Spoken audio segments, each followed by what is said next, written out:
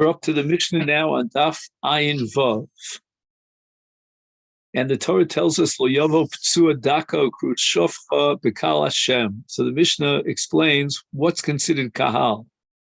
In other words, which woman is considered part of the Kal, and therefore would be the Kahal would be Asurim Ba, and which women are not considered part of the Kal. Ptsua Daka Ukrut Shofcha. They want to marry a woman, mutarim v'giores u'mishuchreres v'eino masurim. And what's happening is that these two categories, Tzedakah and Krushka, are excluded from Kal Hashem, yet they are allowed to marry a giores, or a shivcha mishuchreres, who's also a giores. And they're not asurim, they're not enjoined from marrying these ladies. Elomi lavo bakal, they're not allowed to marry bas yisrael. Shenebelo yovo ptsua daku kurshofcha b'kal Hashem, and gerim and mishuchrarim are not considered kal. Therefore, it's mutter for a ptsua dak and a kurshofcha to have a marriage relationship with a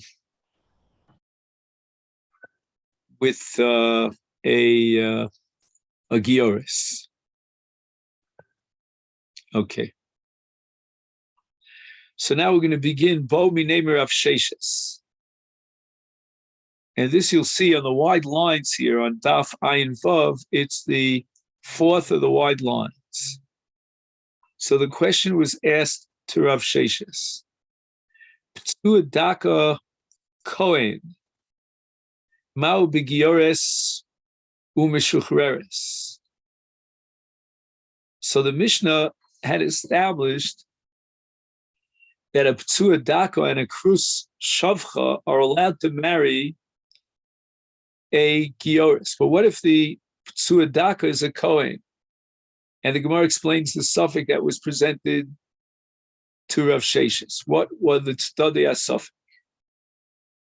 Shall we say that despite the fact that the Kohen, who is a Ptsua Daka, is possible milavel akol, but nevertheless kedushase koi, he still has kedushas kahuna, so that there's no contradiction between A and B. A, he is absolutely excluded from Kol, and B, he still has the sanctification of a Kohen, and therefore he's not allowed to marry a Giores, because a Kohen, if he has Kedushas Kahuna, is enjoined from marrying a Giores.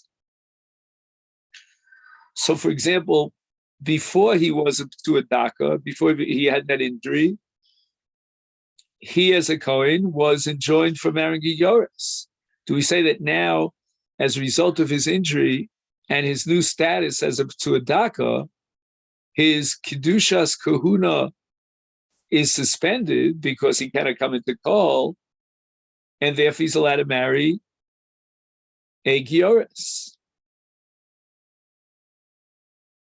So if we say Kedushas Koi, then it means his Kedushas Kahuna was not suspended, Asir, or Dilma Kedushas Koi, since he's excluded from Kol, therefore we have a Hafkas Kedusha, and that means he can marry a Giores. Those restrictions that apply to a Kohen will no longer apply to him as to a Daka Shari. Now, the Rishonim point out that the Gemara could have just as easily asked about Almana, Grusha, Zona, Chalola. Right? All these are enjoined from a Kohen, but now he's a Ptsua Daka. And as a result, if we assume that his Kedusha of Kahuna is no longer intact, so to speak, and it's Pakad, then he can marry any of the women, any of the Nashim, the categories that were excluded for a Kahuna. So that Giores is just one of many categories. Actually, Yoris probably belongs under the category of a zona, but we have other categories like Grusha and Chalola. Amar Rav Sheshes Tanisua. Rav Sheshes says that he can answer this question based on a brisa. It's important to remember that Rav Sheshes is invoking a brisa because later the Gemara is going to try to prove the opposite conclusion from the Mishnah. And therefore, why would Rav Sheshes base his argument on a brisa when that's against the Mishnah? We don't derive halachas and final rulings on a brisa against the Mishnah. So what does it say in the brisa, and what does Rav Sheshes deduce from that brisa? The brisa says that to a daka Yisrael muter b'nesina. Now, nesina is from one of the Shiva Umos, the 7 nations that occupied Palestine. And the nesina, insofar as she's from the Umos HaOlam, is prohibited to Kahal Yisrael. And yet the Brisa says that a P'tuadaka can marry a Nesina. And that would indicate that the P'tuadaka does not have the Kedusha of Kahal. If we're going to say that even after his injury, he still remains in the status of Kedusha, which would mean that all the prohibitions of marriage would still apply to him, even as a P'tuadaka.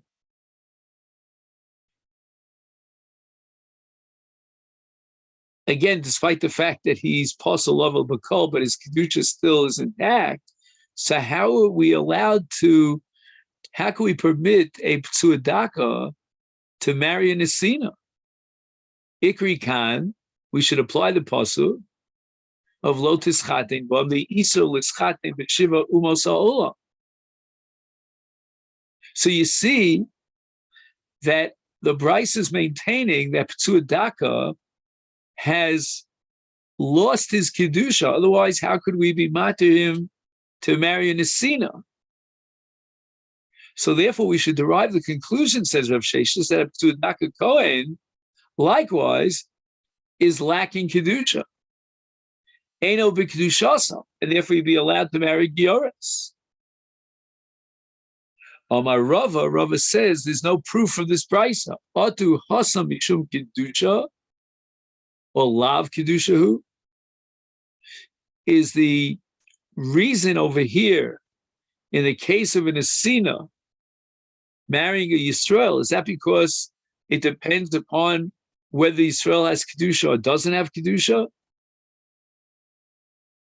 Dilma, there could be another reason why the Torah prohibits marrying them. And that is because Molid ben Lavodah Zarah.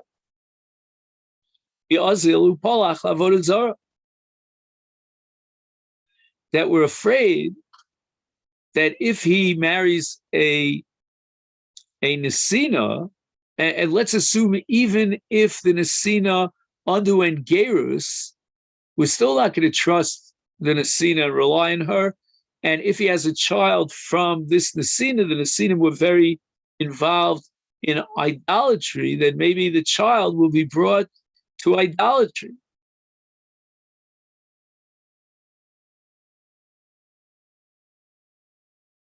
So now the question is, when the Gemara talks about Dilma Molid Ben V'Azil Upol Chavodas Kochav, does that apply even after Gerus?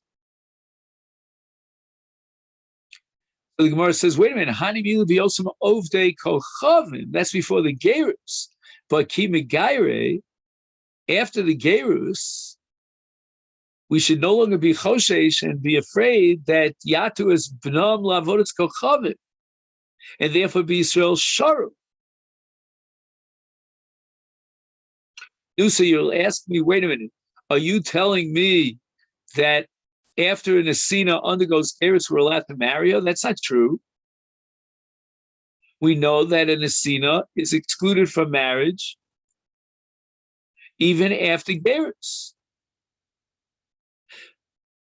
Rabbanan hu de gazru bahu, and the Rabbanan made a gzera because of the nature of these people, the Nesinim. They were very cruel, that the Jewish people should not be dovek bahem. We should not allow the offspring of the Nesinim, to enter into the blood of Klal Yisrael. That was a gzera of David HaMelech. So now we can begin to understand why a Ptsuadaka is allowed to marry a Nesina. Ki gazu be'rabbana b'hanach b'nei olode. Aval hai de la bar olode, lo gazu be'rabbana.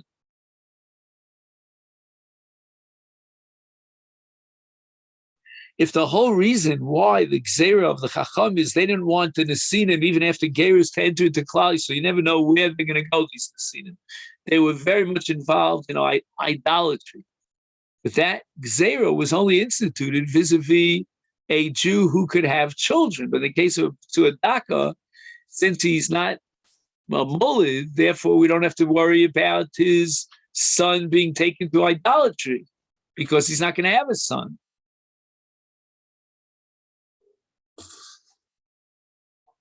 So again, what we could summarize here is that on a Doraisa level, there's no Iser for a Jew to marry a Nesina after Hagerus. Right? The fact that he has Kedushas Yisrael doesn't exclude him from marrying a Nesina after she's Misgaya. He's allowed to marry Gioris. And therefore, there's no proof from here that a Tuadaka Yisrael is allowed to marry a Nesina.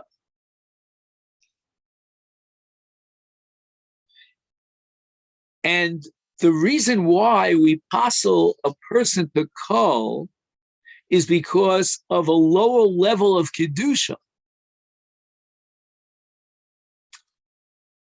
And that's why we could be more lenient perhaps in the Suin if there's a lower level of Kedusha. But we can't prove that from here.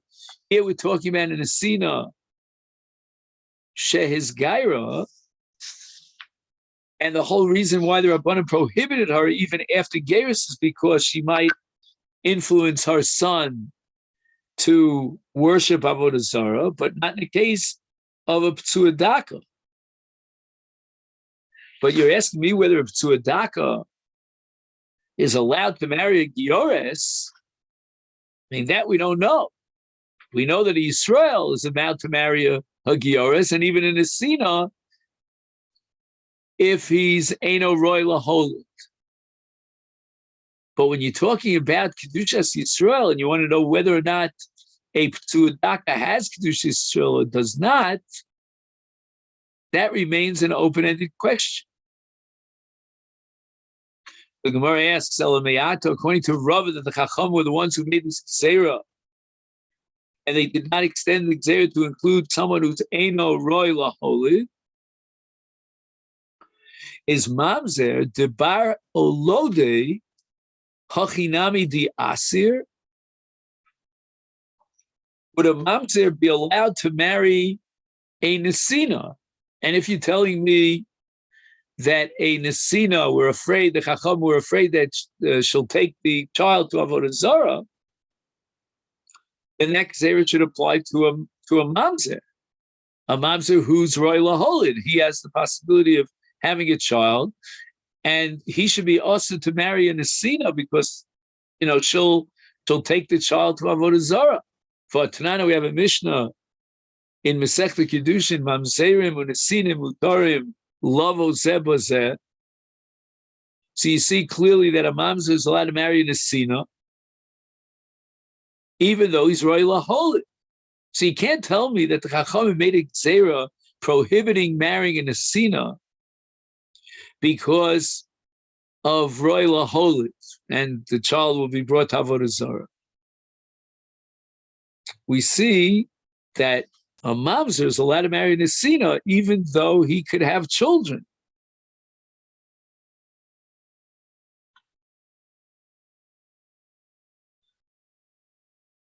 So that again, if the reason why you're making a psuadaka and you're allowing a psuadaka to marry a nesina is because of the inapplicability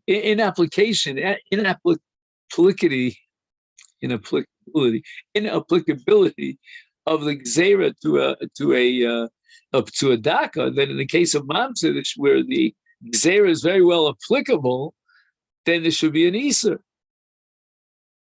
So therefore, the Gemara says we have to search for a different reason as to why the Rabbanan made this gzera that you should not marry a nesina. Ella ki gazer Rabbanan b'ksherim b'psulim lo gazer.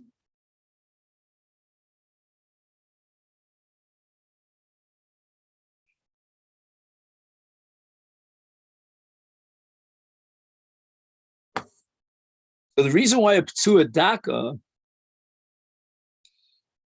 and a mamzer are allowed to marry nesina is because when the Rabbanan made a gzera and they prohibited marrying a nesina, they only, there's a rule in gzeras chachamim, only milsa de shchicha.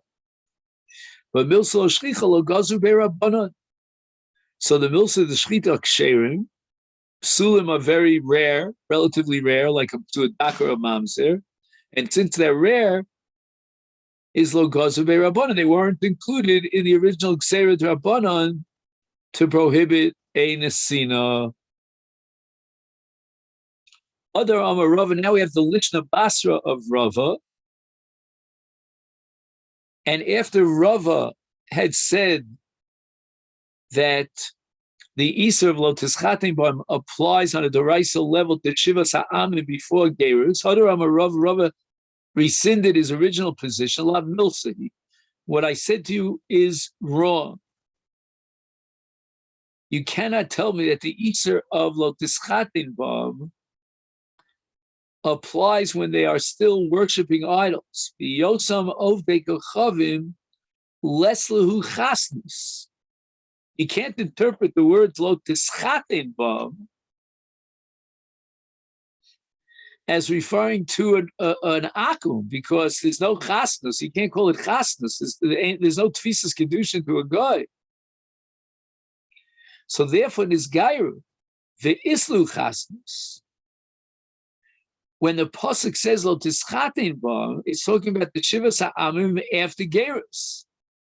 Before gerus, there's not shayches chasnus. And now Rav is coming, according to this second Lishna, back to the understanding of Rav Sheshes, that even after the gerus of the shivas ha'amim, there's still an isur doraisa of lo tischatin bam. It's not a gzera d'Rabbanan. And now we come back to the concept of Kedushas Yisrael, that the reason why we're not going to allow a Jew, the Torah doesn't allow a Jew to marry this Giores. So, for example, Yisrael is not allowed to marry a Nesina. That's because of the Kedushas Yisrael. And P'tua Daka is allowed to marry a nesina. Why? Because apparently he doesn't have the same level of Kedushas Yisrael. He went down in his level of Kedushas Yisrael. Haraya, because he's not allowed to marry Yisraelis. And therefore we can allow him to marry a nesina.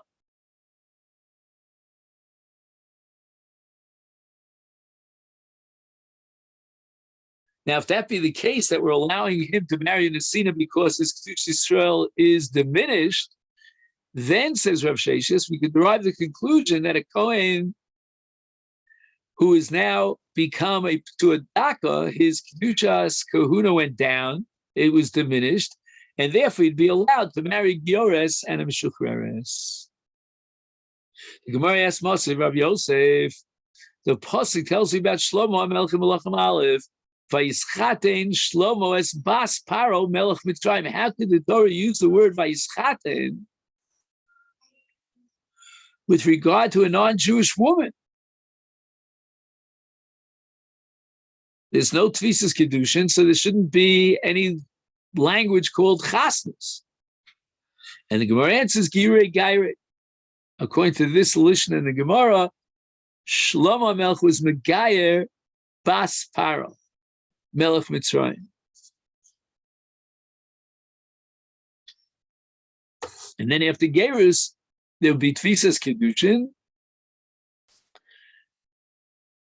And therefore the word Chasnus, Vaischaten Shlomo, is appropriate. So the Gemara asks, wait a minute, we know historically that there were no Gerim at the time of Shlomo Melech. V'halo kibul Gerim lo b'mei David v'lo b'mei Shlomo. That was a Kabbalah that we had. So there were no Gerim neither during the generation of David nor that of Shlomo. So the Gemara answers, Midei hu taima el shulchan malach.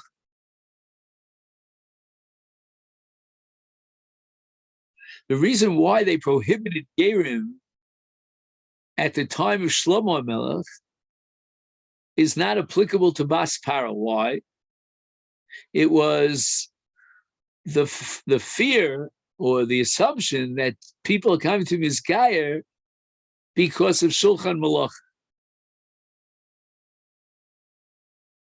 because of the wealth and the prominence of Yisrael at that time.